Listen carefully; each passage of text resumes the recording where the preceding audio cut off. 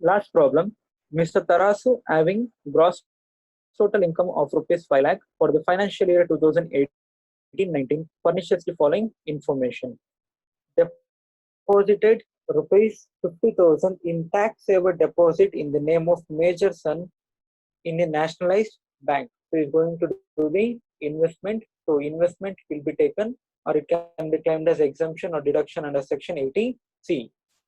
Paid 40,000 towards premium on life insurance policy of his married daughter, is paying premium on life insurance. Again, it can be claimed as deduction under section 80C.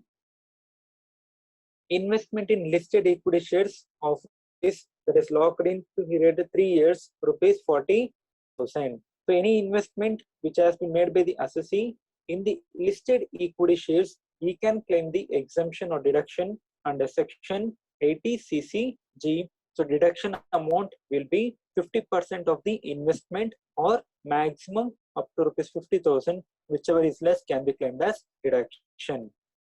Contributed rupees 1 lakh to PM National Relief Fund. So a donation is given. So it can be claimed as deduction under section 80G. So PM National Relief Fund. So first category, so 100% without ceiling limit. So enter 1 lakh can be claimed as deduction.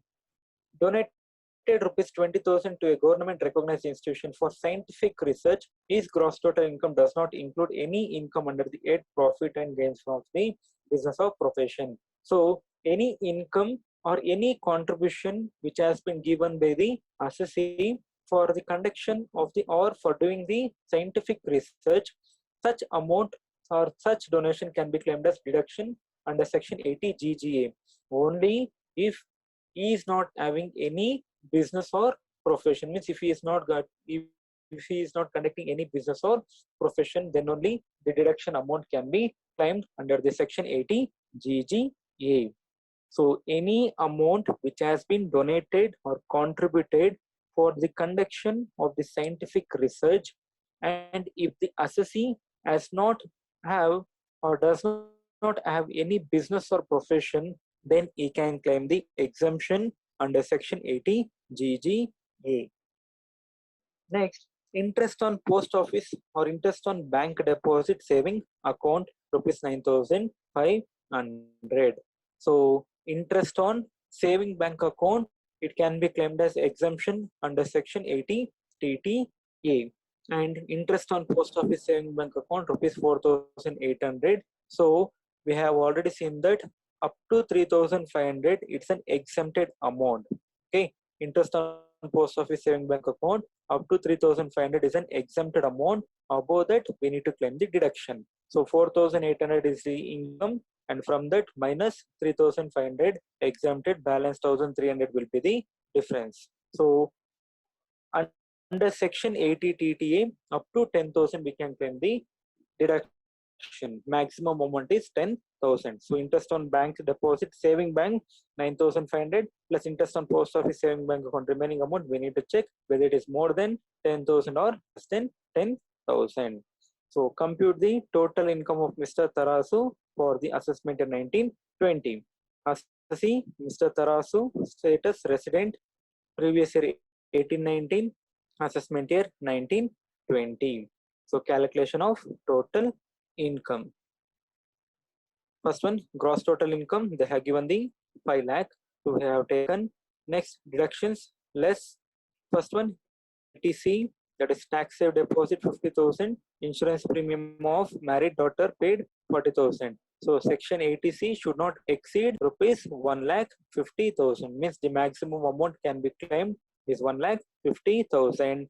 So total is 90,000 contribution or maximum 1,50,000, whichever is less. So lesser value 90,000 will be the deduction amount under section 80C.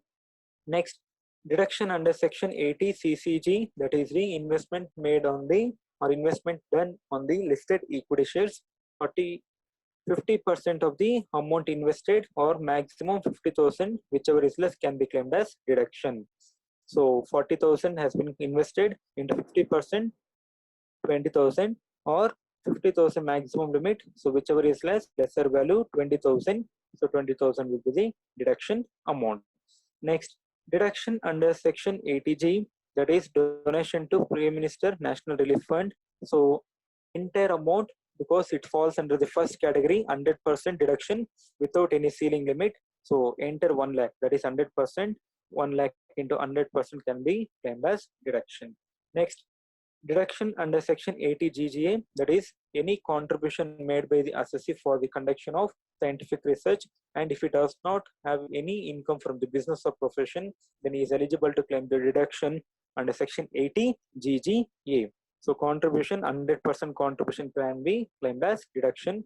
So contribution 20,000, deduction has been claimed.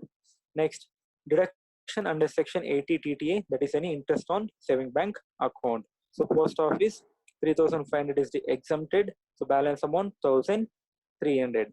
So 4,800 minus 3,500, that is 1,300.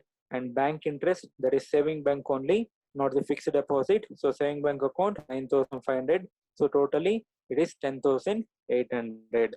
But up to maximum of 10,000 we can claim the deduction. So maximum limit rupees 10,000, whichever is less. So lesser value 10,000.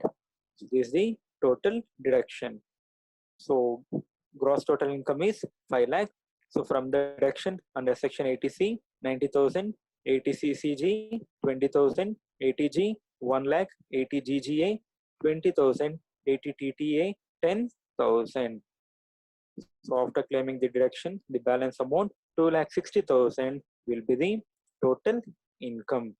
And we are going to assume that the gross total income of rupees 5 lakh includes the taxable portion of interest on post office saving bank account and the saving bank interest.